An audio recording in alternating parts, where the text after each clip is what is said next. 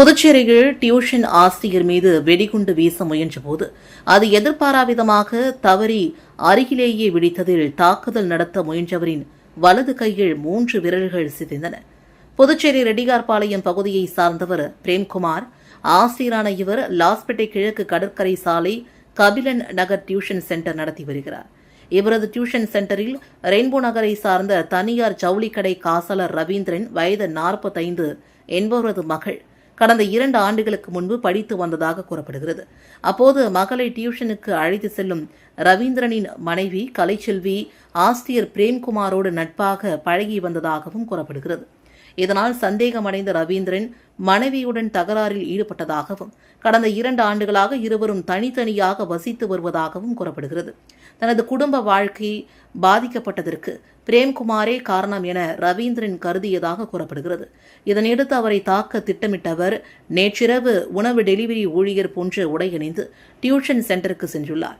அங்கு டியூஷன் முடித்துவிட்டு இருந்த பிரேம்குமாரை வெளியே அழைத்ததாகவும் அவர் வெளியே வந்ததும் மறைத்து வைத்திருந்த குண்டை வீசியதாகவும் கூறப்படுகிறது. அது சரியாக வெடிக்காமல் அதில் இருந்த திரவம் பிரேம்குமார் மீது பட்டதாக தெரிகிறது.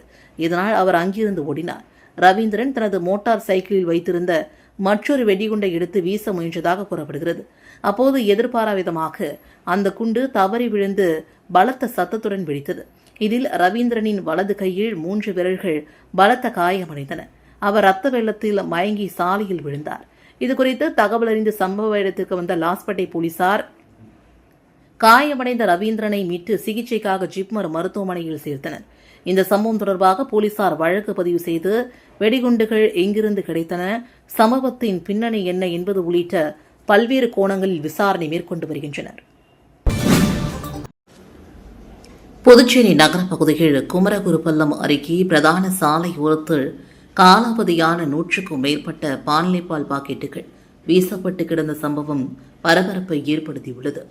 புதுச்சேரி அரசின் கூட்டுறவுத்துறை சார்பில் பாண்லே நிறுவனம் மூலமாக பால் விற்பனை செய்யப்பட்டு வருகிறது. புதுச்சேரியில் பால் கொள்முதல் குறைந்து வருவதால் அண்டை மாநிலங்களில் இருந்தும் பால் கொள்முதல் செய்யப்பட்டு வருகிறது. இதனால் அவ்வப்போது பால் தட்டுப்பாடும் ஏற்படுகிறது. இந்நிலையில் குமரகுருபல்லம் அருகே சாலை ஓரத்தில் இன்று காலை காலாவதியான 100க்கும் மேற்பட்ட பால் பாக்கெட்டுகள் மர்மமான முறையில் வீசப்பட்டு கிடந்தன. அவற்றை அப்பகுதியில் சுற்றித் திரிந்த திருநாய்கள் மற்றும் கால்நடைகள் சாப்பிட்டதாக கூறப்படுகிறது. காலாவதியான பால் பாக்கெட்டுகளை முறையாக அகற்றாமல் சாலையோரத்தில் வீசி சென்றவர்கள் மீது நடவடிக்கை எடுக்க வேண்டும் என்றும் பொதுமக்கள் வலியுறுத்தியுள்ளனர். மேலும் உணவு பாதுகாப்புத்துறை இதுகுறித்து உரிய விசாரணை நடத்த வேண்டும் என்றும் அவர்கள் கோரிக்கை விடுத்துள்ளனர். புதுச்சேரி நகர பகுதியில் சாலை ஓரம் உள்ள கழிவுநீர் வாய்க்காலில் அமைக்கப்பட்டுள்ள இரும்பு கிரில்களை 2 இளைஞர்கள் திருடி செல்லும் சிசிடிவி காட்சிகள் வெளியாகி பரபரப்பை ஏற்படுத்தியுள்ளது. புதுச்சேரி நகர பகுதிகளில் சாலை ஓரம் மற்றும் குடியிருப்புகளில் இருந்து வெளியேறும் கழிவுநீர் செல்லும் வாய்க்கால்களின் மேல் இரும்பு கிரில்கள் அமைத்து வாய்க்கால்கள் மூடப்பட்டுள்ளது. இந்த இரும்பு கிரில்கள் திருடு போவதாக பொதுப்பணித்துறை மற்றும் நகராட்சிக்கு பொதுமக்கள் புகார் அளித்திருந்தனர். இந்நிலையில் நகர பகுதிகள் கழிவுநீர் வாய்க்கால்கள் மேல் அமைக்கப்பட்டிருந்த இரும்பு கிரில்கள் 2 வாலிபர்கள் இருசக்கர வாகனத்தில் சென்று திருடி சாக்குப்பையில் வைத்து எடுத்து செல்லும் காட்சிகள் அந்த பகுதியில் உள்ள சிசிடிவியில் பதிவாகியிருந்தது. சிசிடிவி காட்சி அடிப்படையில் இரும்பு கிரில்களை திருடி செல்லும் இளைஞர்களை அடையாளம் காணும் பணியில் போலீசார் ஈடுபட்டுள்ளனர். சாலையின் ஓரம் உள்ள கழிவுநீர் வாய்க்கால்கள் மீது போடப்பட்டுள்ள இரும்பு கிரில்களை 2 இளைஞர்கள் திருடி செல்லும் சிசிடிவி காட்சி வெளியாகி பரபரப்பை ஏற்படுத்தியுள்ளது. வருகின்ற 24ஆம் தேதி நடைபெறவுள்ள பட்ஜெட் கூட்டத்தொடரை தற்காலிக சபாநாயகர் கூட்டினால் புறக்கணிப்போம் என்று திமுக சட்டமன்ற உறுப்பினர்கள் அறிவித்திருந்த நிலையில் அவர்களை அழைத்து பேசிய சபாநாயகர் அன்பழகன் மக்கள் பிரச்சினை பற்றி பேச சபையை புறக்கணிக்காமல் கலந்து கொள்ள வேண்டும் என்றும் வலியுறுத்தினார். புதுச்சேரி ரங்கசாமி தலைமையிலான ஆட்சி அமையப்பெற்று 3 மாதங்களுக்கு மேலாக உள்ள நிலையில் இதுவரை நிரந்தர சபாநாயகர் நியமிக்கப்படவில்லை.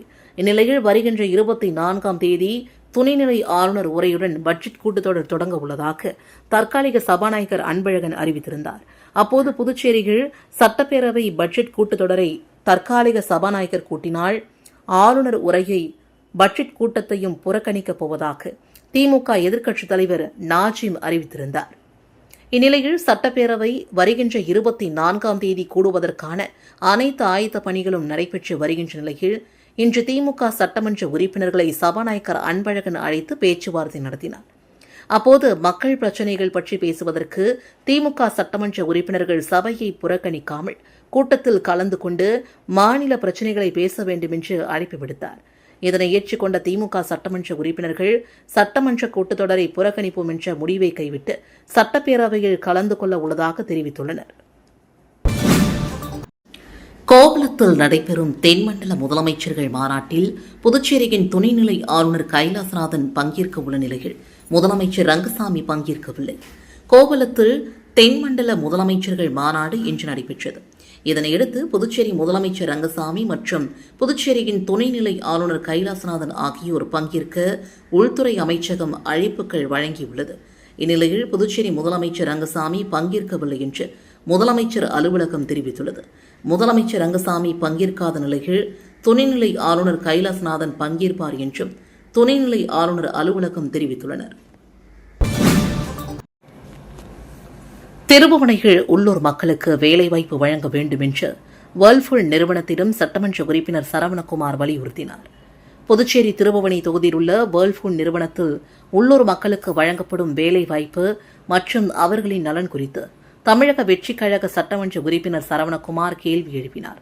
நிறுவனத்தில் உள்ளூர் மக்களுக்கு எத்தனை வேலைவாய்ப்புகள் வழங்கப்பட்டுள்ளன? வேலைவாய்ப்பில் அவர்களுக்கு முன்னுரிமை அளிக்கப்படுகிறதா? அவர்களின் பொருளாதார முன்னேற்றத்திற்காக நிறுவனம் மேற்கொள்ளும் நடவடிக்கைகள் என்ன என்பது குறித்து அவர் கேள்வி எழுப்பினார். உள்ளூர் மக்களுக்கு வேலைவாய்ப்பு, நல்ல ஊதியம் மற்றும் நிலையான பொருளாதார முன்னேற்றம் கிடைப்பதை உறுதி செய்வதே தங்களது நோக்கம் என்றும் மக்களின் குரலாக தொடர்ந்து கேள்வி எழுப்பி அவர்களின் உரிமைக்காக போராடுவோம் என்றும் சட்டமன்ற உறுப்பினர் சரவணகுமார் தெரிவித்தார். சுரக்ஷா சேவா சமூக அமைப்பின் சார்பில் ராணுவ பணிக்கு தேர்வான 10 மாணவர்களுக்கு பாராட்டு விழா நடைபெற்றது. புதுச்சேரி சுரக்ஷா சேவா சமூக அமைப்பின் சார்பில் இலவச பயிற்சி பெற்று வந்த 10 மாணவர்கள் இந்திய ராணுவ பணிக்கு தேர்வாகியுள்ளனர். இதனையடுத்து அவர்களுக்கு பாராட்டு விழா சோரப்பட்டு கிராமத்தில் நடைபெற்றது. விழாவில் சுரக்ஷா சேவா சமூக அமைப்பின் கொடி மற்றும் அமைப்புக்கென உருவாக்கப்பட்ட பாடல் அறிமுகம் செய்யப்பட்டது. தொடர்ந்து மரக்கன்றுகள் நடப்பட்டன. ராணுவ பணிக்கு தேர்வான 10 பேருக்கும் சான்றிதழ் மற்றும் நினைவு கடையும் வழங்கி கௌரவிக்கப்பட்டது.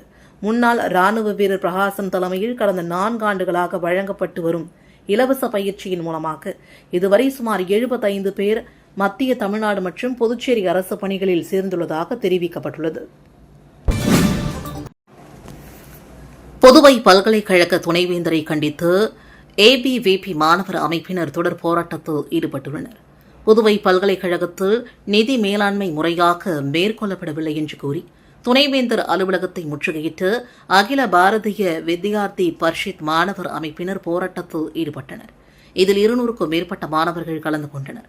மாணவர்களிடம் வசூலிக்கப்படும் கட்டணத்தை துணைவேந்தர் அலுவலகத்தை ஆடம்பரமாக மாற்றுவதற்கு செலவிடுவதாகவும் மாணவர்களின் அடிப்படை தேவைகளான விடுதி, உணவு, குடிநீர், விடுதி பராமரிப்பு, உள்ளூர் மாணவர்களுக்கான பேருந்து வசதி, ஏழை மாணவர்களுக்கான உதவித்தொகை மற்றும் விளையாட்டு வீரர்களுக்கான ஊக்கத்தொகை ஆகியவற்றில் உரிய நடவடிக்கை எடுக்கப்படவில்லை என்றும் போராட்டக்காரர்கள் குற்றம் சாட்டினர்.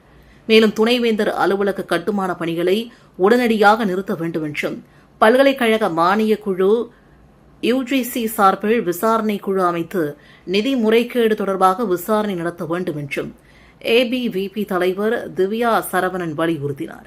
மாணவர்களின் கோரிக்கைகள் குறித்து பேச்சுவார்த்தை நடத்த பல்கலைக்கழக அதிகாரிகள் யாரும் வராததால் போராட்டம் பந்தல் அமைத்து தொடர் போராட்டமாக மாற்றப்பட்டு தொடர்ந்து நடைபெற்று வருகிறது. எல்னினோ பாதிப்பை எதிர்கொள்ள காரைக்கால் நீர்நிலைகள் தூர்வாரப்படும் என்று மாவட்ட ஆட்சியர் இஷிதா ரெட்டி தெரிவித்துள்ளார். காரைக்கால் மாவட்டத்தில் மாதந்தோறும் நடைபெறும் மக்கள் குறை தீர்க்கும் கூட்டம் மாவட்ட ஆட்சியர் இஷிதா ரெட்டி தலைமையில் நடைபெற்றது. இதில் மாவட்டத்தின் பல்வேறு பகுதிகளை சார்ந்த பொதுமக்கள் கலந்து கொண்டு தங்களது குறைகளை மனுக்களாக அளித்தனர். கூட்டத்தில் மாவட்டத்தில் உள்ள அனைத்து துறை அதிகாரிகளும் கலந்து கொண்டு தங்களது துறைகள் சார்ந்த பிரச்சினைகள் குறித்து மனுதாரர்களிடம் விவரங்களை கேட்டறிந்து உரிய நடவடிக்கை மேற்கொள்வது தொடர்பாக பதிலளித்தனர். கூட்டத்திற்கு பின்னர் செய்தியாளர்களை சந்தித்த மாவட்ட ஆட்சியர் இஷிதா ரெட்டி, எல்னினோ பாதிப்பால் ஏற்படும் வறட்சி உள்ளிட்ட சவால்களை எதிர்கொள்ளும் வகையில் காரைக்கால் மாவட்டத்தில் உள்ள ஆறுகள், குளங்கள், வாய்க்கால்கள் உள்ளிட்ட அனைத்து நீர்நிலைகளையும் தூர்வார நடவடிக்கை மேற்கொள்ள உள்ளதாக தெரிவித்தார். நீர்நிலைகளை தூர்வாருவதன் மூலமாக மழைநீரை அதிக அளவில் சேமித்து நிலத்தடி நீர்மட்டத்தை உயர்த்த நடவடிக்கை எடுக்கப்படும் என்றும் அவர் கூறினார். இது தொடர்பாக அனைத்து துறை அதிகாரிகளுடனும் ஆலோசனை நடத்தி மாவட்டம் முழுவதும் நீர்நிலைகளை கண்டறிந்து தேவையான பணிகளை மேற்கொள்ள நடவடிக்கை எடுக்கப்படும் என்றும் மாவட்ட ஆட்சியர் தெரிவித்தார். பல்வேறு கோரிக்கைகளை வலியுறுத்தி திண்டிவனத்தில் லாரியை முற்றுகையிட்டு சுமை தூக்கும் தொழிலாளர்கள் போராட்டத்தில் ஈடுபட்டனர். தமிழ்நாடு நுகர்பொருள் வாணிப கழக கிடங்குகளில் பணியாற்றும் சுமை தூக்கும் தொழிலாளர்கள் பல்வேறு கோரிக்கைகளை வலியுறுத்தி மாநிலம் முழுவதும் வேலைநிறுத்த போராட்டத்தில் ஈடுபட்டு வருகின்றனர். இதன் ஒரு பகுதியாக திண்டிவனம் நுகர்பொருள் வாணிப கிடங்கிற்கு பொருட்களை ஏற்றி வந்த லாரியை தொழிலாளர்கள் முற்றுகையிட்டு ஆர்ப்பாட்டத்தில் ஈடுபட்டனர். சங்க அங்கீகார தேர்தலை நடத்த வேண்டும், வருகை பதிவேட்டில் தொழிலாளர்களின் பெயர்களை சேர்க்க வேண்டும், பச்சை அடையாள அட்டை வழங்க வேண்டும், நிலுவையில் உள்ள 60% கூலி உயர்வை வழங்க வேண்டும் என்பன உள்ளிட்ட கோரிக்கைகள் வலியுறுத்தப்பட்டன. இதனால் அங்கு சிறிது நேரம் பரபரப்பு ஏற்பட்டது. தகவல் அறிந்து வந்த போலீசார் தொழிலாளர்களிடம் பேச்சுவார்த்தை நடத்தி சமாதானப்படுத்தி அனுப்பி வைத்தனர். குரு ரவிதாஸின் 650வது ஜெயந்தியை முன்னிட்டு வாரணாசியில் இருந்து கொண்டுவரப்பட்ட புனித மண் அடங்கிய கலசத்திற்கு புதுச்சேரி அம்பேத்கர் நகரில் சிறப்பு பூஜைகள் நடைபெற்றன. தொடர்ந்து பாஜக சார்பில் அனைத்து மாவட்ட தலைவர்களுக்கும் புனித மண் கலசங்கள் வழங்கப்பட்டன. புதுச்சேரி பாஜக கட்சியின் சார்பில் மாநில தலைவர் ராமலிங்கம் தலைமையில் கவிஞரும் துறைவியுமான குரு ரவிதாஸின் 650வது ஜெயந்தியை முன்னிட்டு சிறப்பு நிகழ்ச்சிகள் நடைபெற்றது. குரு ரவிதாஸ் பிறந்த புண்ணிய பூமியான வாரணாசியிலிருந்து கொண்டுவரப்பட்ட புனித மண் அடங்கிய கலசத்திற்கு ராஜ்பவன் தொகுதிக்குட்பட்ட அம்பேத்கர் நகரில் அமைந்துள்ள செங்கடிரமன் ஆலயத்தில் சிறப்பு பூஜைகள் நடத்தப்பட்டன. தொடர்ந்து புனித மண் அடங்கிய கலசங்கள் அனைத்து மாவட்ட தலைவர்களுக்கும் வழங்கப்பட்டன. குரு ரவிதாஸின் சமூக சீர்திருத்த சிந்தனைகள் மற்றும் சமத்துவ கொள்கைகளை மக்களிடம் கொண்டு செல்லும் வகையில் இந்த புனித மண் கலசங்கள் அனைத்து தொகுதி மக்களுக்கும் எடுத்து செல்லப்பட்டு அங்குள்ள கோவில்களில் சிறப்பு பூஜைகள் நடத்தி பின்னர் ஊர்வலமாக எடுத்து செல்ல அறிவுறுத்தப்பட்டுள்ளது. காரைக்கால் திருப்பட்டினத்தில் 150க்கும் மேற்பட்டோருக்கு மாதாந்திர உதவித்தொகை பெறும் ஆணையை சட்டமன்ற உறுப்பினர் மீனாட்சி சுந்தரம் பயனாளிகளுக்கு வழங்கினார். புதுச்சேரி அரசு மகளிர் மற்றும் குழந்தைகள் மேம்பாட்டுத்துறை சார்பில் காரைக்கால் மாவட்டம் நிரவி திருப்பட்டினம் தொகுதிக்குட்பட்ட முதியோர், கணவனை இழந்தோர் மற்றும் கணவரால் கைவிடப்பட்டோர் உள்ளிட்ட 150க்கும் மேற்பட்ட பயனாளிகளுக்கு மாதாந்திர உதவியாக ரூபாய் 2500 பெறுவதற்கான அட்டைகள் வழங்கும் நிகழ்ச்சி நடைபெற்றது. திருப்பட்டினத்தில் உள்ள தனது அலுவலகத்தில் நடைபெற்ற நிகழ்ச்சியில் சட்டமன்ற உறுப்பினர் DKSM மீனாட்சி சுந்தரம் பயனாளிகளுக்கு உதவித்தொகை அட்டைகளை வழங்கினார். அரசின் நலத்திட்டத்தின் மூலமாக தகுதியுடைய பயனாளிகளுக்கு மாதந்தோறும் ரூபாய் 2500 உதவித்தொகை வழங்கப்பட உள்ள நிலையில் அதற்கான அட்டைகள் தற்போது வழங்கப்பட்டன. நிகழ்ச்சியில் மகளிர் மற்றும் குழந்தைகள் நலத்திட்ட அதிகாரி கிருஷ்ணவேணி, மகளிர் மற்றும் குழந்தைகள் மேம்பாட்டுத்துறை அதிகாரி, திட்ட பயனாளிகள் உள்ளிட்ட திரளானோர் கலந்து கொண்டனர். அரசு மருத்துவமனைகளில் அடிப்படை வசதிகள் குறித்து ஆய்வு நடத்த வலியுறுத்தி பொதுநல அமைப்புகள் சார்பில் சுகாதாரத்துறை இயக்குநரிடம் மனு அளிக்கப்பட்டுள்ளது. புதுச்சேரி அரசு மருத்துவமனைகள் மற்றும் ஆரம்ப சுகாதார நிலையங்கள் நோயாளிகளுக்கான படுக்கை, குடிநீர், கழிப்பறை, சுகாதாரம், வடிகால், பாதுகாப்பு உள்ளிட்ட அடிப்படை வசதிகளை மேம்படுத்த கோரி 13 இயக்கங்கள் மற்றும் அமைப்புகள் சார்பில் சுகாதாரத்துறை இயக்குநரிடம் மனு அளிக்கப்பட்டது. அரசு மருத்துவமனைகளில் போதிய படுக்கை வசதியின்றி நோயாளிகள் தரையில் படுக்கும் நிலை, வளாகங்களில் தண்ணீர் தேங்குதல், கழிப்பறை மற்றும் குடிநீர் வசதிகளில் குறைபாடு உள்ளிட்ட புகார்கள் இருப்பதாக மனுவில் தெரிவிக்கப்பட்டுள்ளது. அனைத்து அரசு மருத்துவமனைகள் மற்றும் ஆரம்ப சுகாதார நிலையங்களிலும் உடனடி கள ஆய்வு நடத்தி குறைபாடுகளை கண்டறிந்து காலக்கெழுவிற்குள் சரி செய்ய வேண்டும். மேலும் மருத்துவ உபகரணங்கள் மற்றும் மருந்துகள், சுகாதார வசதிகள், நிரந்தர பராமரிப்பு மற்றும் கண்காணிப்பு, நோயாளிகள் குறைகளை பதிவு செய்யும் வசதி ஆகியவற்றை உறுதி செய்ய வேண்டும் என்று 12 கோரிக்கைகள் வலியுறுத்தப்பட்டுள்ளன. கள ஆய்வு முடிவுகள் மற்றும் மேற்கொள்ளப்பட்ட நடவடிக்கைகள் குறித்து தங்களுக்கு எழுத்துப்பூர்வமாக தெரிவிக்க வேண்டும் என்றும் அமைப்புகள் கோரிக்கை விடுத்துள்ளனர். பால் கொள்முதல் விலையை லிட்டருக்கு ரூபாய் 60 உயர்த்த வேண்டும். லிட்டருக்கு ரூபாய் 5 ஊக்கத்தொகை வழங்க வேண்டும் உள்ளிட்ட கோரிக்கைகளை வலியுறுத்தி புதுச்சேரி மாநில பால் உற்பத்தியாளர்கள் கறவை மாடுகளுடன் பேரணி நடத்தி சட்டப்பேரவை முன்பு ஆர்ப்பாட்டத்தில் ஈடுபட்டனர். அப்போது பாலை தரையில் ஊற்றி அரசிற்கு எதிர்ப்பு தெரிவித்தனர். புதுச்சேரியில் பால் கொள்முதல் விலையை உயர்த்த வேண்டும் உள்ளிட்ட பல்வேறு கோரிக்கைகளை வலியுறுத்தி புதுச்சேரி மாநில பால் உற்பத்தியாளர்கள் சங்கத்தினர் கறவை மாடுகளுடன் பேரணி மற்றும் ஆர்ப்பாட்டத்தில் ஈடுபட்டனர். அண்ணா சிலையிலிருந்து தொடங்கிய பேரணி சட்டப்பேரவை முன்பு நிறைவடைந்தது. அங்கு பால் உற்பத்தியாளர்கள் தங்களது கோரிக்கைகளை வலியுறுத்தி போராட்டத்தில் ஈடுபட்டதுடன் பாலை தரையில் ஊற்றி எதிர்ப்பை வெளிப்படுத்தினர். பாலிற்கான கொள்முதல் விலையை ஆதார் விலையாக லிட்டருக்கு ரூபாய் 60 உயர்த்தி வழங்க வேண்டும். தீவன மானியத்தை நேரடியாக வங்கிக் கணக்கில் வழங்குவதற்கு பதிலாக பாண்லே தீவன ஆலை மூலமாக மாதந்தோறும் மானிய விலையில் தீவனம் வழங்க வேண்டும். பாலிற்கு லிட்டருக்கு ரூபாய் 5 ஊக்கத்தொகை வழங்க வேண்டும். குழுக்கள் முறையில் தேர்வு செய்யப்பட்ட 500 கறவை மாடுகளை உடனடியாக வழங்க வேண்டும் என்பன உள்ளிட்ட கோரிக்கைகளை அவர்கள் முன்வைத்தனர். போராட்டத்திற்கு சங்க செயலாளர் அன்புமணி தலைமை தாங்கினார். சங்க மாநில பொதுச் செயலாளர் பெருமாள் கண்டன உரையாற்றினார். பால் உற்பத்தியாளர்களின் வாழ்வாதாரத்தை பாதுகாக்கும் வகையில் அரசு தங்களது கோரிக்கைகளை உடனடியாக நிறைவேற்ற வேண்டும் என்று போராட்டத்தில் வலியுறுத்தப்பட்டது.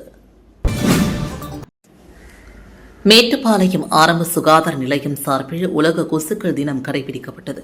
மேட்டுப்பாளையம் ஆரம்ப சுகாதார நிலையம் சார்பில் விவேகானந்தா பள்ளியில் உலக கொசுக்கள் தினம் கடைபிடிக்கப்பட்டது. மருத்துவ அதிகாரி சரண்யா வழிகாட்டுதலின் பேரில் நடைபெற்ற நிகழ்ச்சிக்கு சுகாதார ஆய்வாளர் முனுவரசுவாமி தலைமை தாங்கினார்.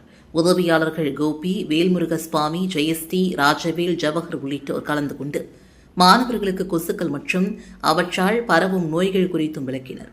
கொசுக்களின் வகைகள், இனப்பெருக்கம், டெங்கு, மலேரியா, சிக்கன்குனியா உள்ளிட்ட நோய்கள் மற்றும் அவற்றை தடுக்கும் வழிமுறைகள் குறித்து மாணவர்களுக்கு விழிப்புணர்வு ஏற்படுத்தப்பட்டது. மேலும் வீடுகள் மற்றும் பள்ளி வளாகங்களில் தண்ணீர் தேங்காமல் பார்த்துக் கொள்வது, கொசுக்கள் உற்பத்தியாகும் இடங்களை கண்டறிந்து அகற்றுவது, சுற்றுப்புறத்தை தூய்மையாக வைத்திருப்பது குறித்து அறிவுறுத்தப்பட்டது. தண்ணீர் தேங்காது, கொசு பெருகாது, நோய் பரவாது என்ற விழிப்புணர்வு கருத்துடன் நிகழ்ச்சி நிறைவடைந்தது. இதில் பள்ளி மாணவர்கள் மற்றும் ஆசிரியர்கள் கலந்து கொண்டனர்.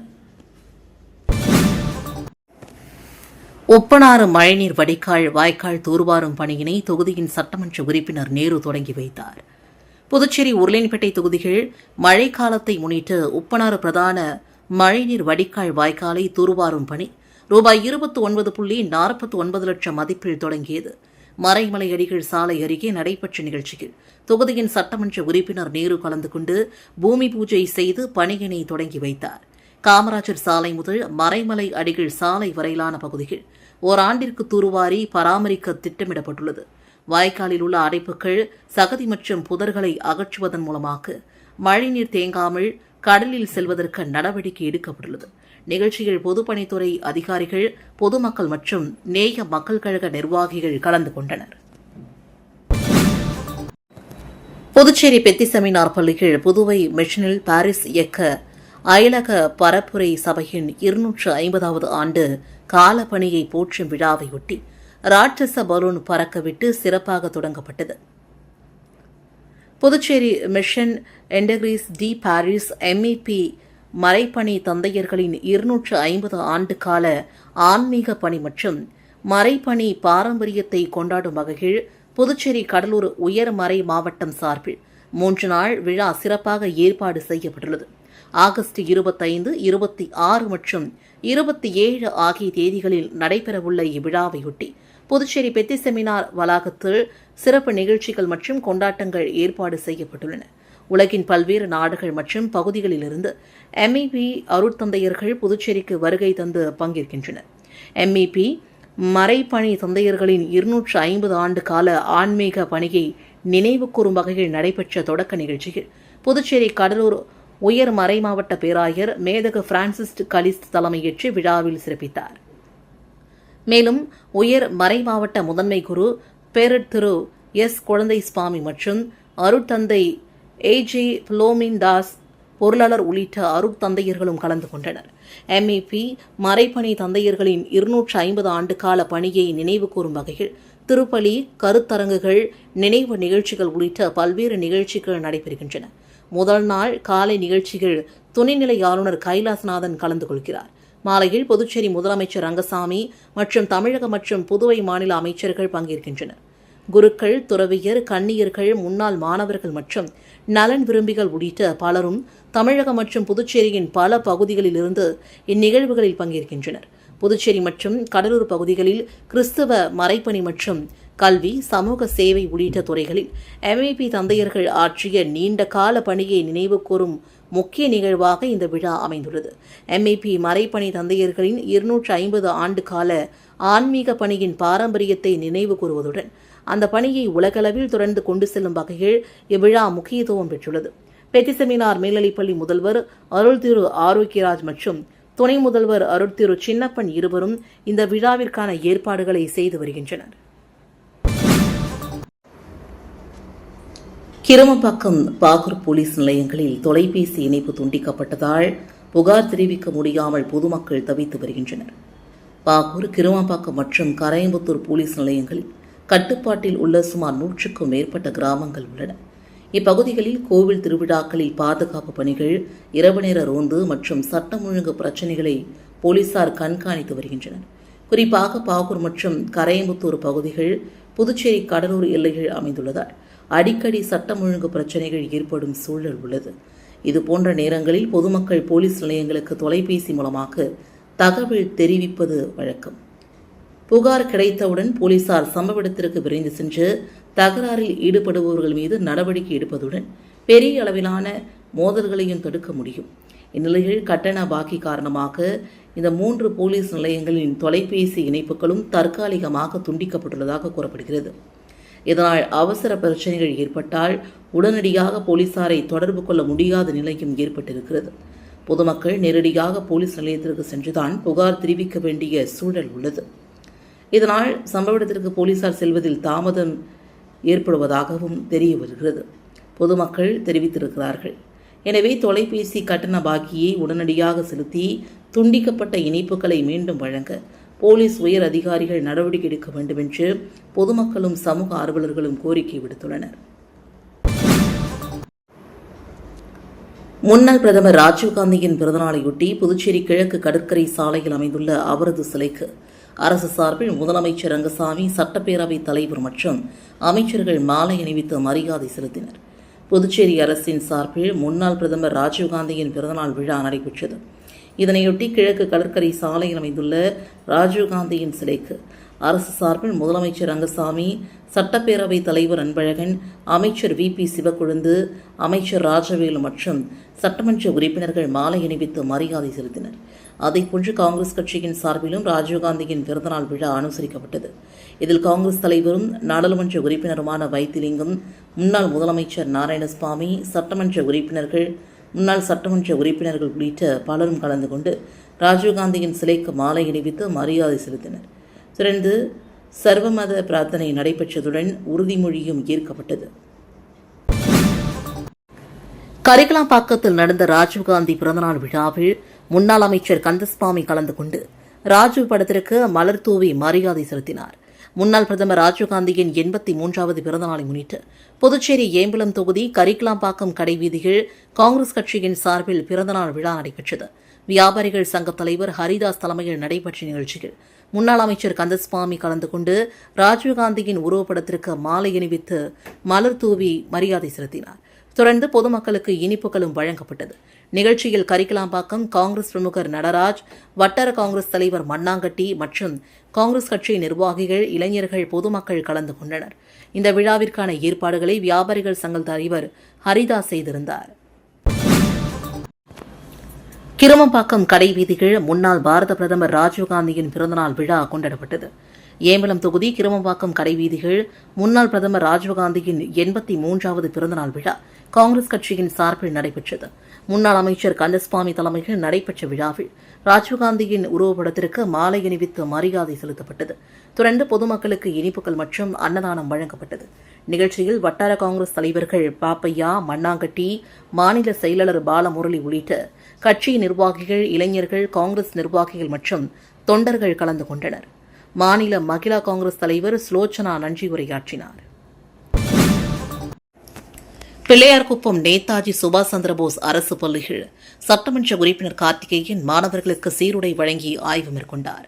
ஓசூர் சட்டமன்ற தொகுதிக்குட்பட்ட பிள்ளையார்குப்பம் கிராமத்தில் உள்ள நேதாஜி சுபாஷ் சந்திரபோஸ் அரசு பள்ளியில் சட்டமன்ற உறுப்பினர் கார்த்திகேயன் பள்ளி மாணவர்களுக்கு சீருடை வழங்கி திடீர் ஆய்வு மேற்கொண்டார். ஆய்வின் போது பள்ளி மாணவ மாணவிகளுக்கு வழங்கப்படும் மதிய உணவை சாப்பிட்டு பார்த்து அதன் தரத்தையும் ஆய்வு செய்தார். மேலும் பள்ளியின் ஆசிரியர்களிடம் மாணவர்களின் கல்வி தரம் மற்றும் கற்றல் நிலை குறித்தும் கேட்டறிந்தார். அப்போது ஆசிரியர்கள் சார்பில் பல்வேறு கோரிக்கைகள் முன்வைக்கப்பட்டன. குறிப்பாக பள்ளி வளாக பகுதியிலிருந்து இலவம்பஞ்சு மரங்களிலிருந்து காய்கள் வெடித்து பஞ்சு பரவுவதால் குழந்தைகளுக்கு சுவாச கோளாறு ஏற்படுவதாக தெரிவித்தனர். மேலும் அப்பகுதியில் உள்ள வாய்க்கால்கள் மீது ஸ்லாப் அமைத்து தர வேண்டும் என்றும் கோரிக்கை விடுக்கப்பட்டது. ஆசிரியர்களின் கோரிக்கையை ஏற்ற சட்டமன்ற உறுப்பினர் கார்த்திகேயன் வாய்க்கால்கள் மீது ஸ்லாப் அமைக்கும் பணியை உடனடியாக செய்து முடிப்பதாக உறுதியளித்தார். ஆய்வின் போது காங்கிரஸ் பேரியக்க நிர்வாகிகள் மற்றும் பொதுமக்கள் பலரும் உடனிருந்தனர். புதுச்சேரியில் உர விற்பனைக்கு கடுமையான கட்டுப்பாடுகள் விதிக்கப்பட்டுள்ளன. வெளி மாநில விவசாயிகளுக்கு உரம் விற்பனை செய்தால் கடும் நடவடிக்கை எடுக்கப்படும் என்று வேளாண் துறை எச்சரித்துள்ளது. இதுகுறித்து வேளாண் இயக்குநர் ஜெய்சங்கர் வெளியிட்டுள்ள செய்திக்குறிப்பில், மத்திய அரசின் வேளாண் மற்றும் விவசாயிகள் நலன், ரசாயனங்கள் மற்றும் உர அமைச்சகங்கள் அறிவுறுத்தல்களை அமல்படுத்தும் வகையில் 1985 ஆண்டின் உர கட்டுப்பாடு ஆணையின் விதிகளின்படி புதுச்சேரி பிராந்தியத்தில் உள்ள உர விற்பனை உரிமம் பெற்ற அனைத்து சில்லறை மற்றும் மொத்த உரை விற்பனையகங்களும் கண்காணிக்கப்படுகின்றன. எந்த உரங்களையும் புதுச்சேரி பகுதியினை சார்ந்த விவசாயிகள் தவிர அண்டை மாநிலமான தமிழகத்தின் விவசாயிகளுக்கு எக்காரணம் கொண்டு விற்பனை செய்யக்கூடாது.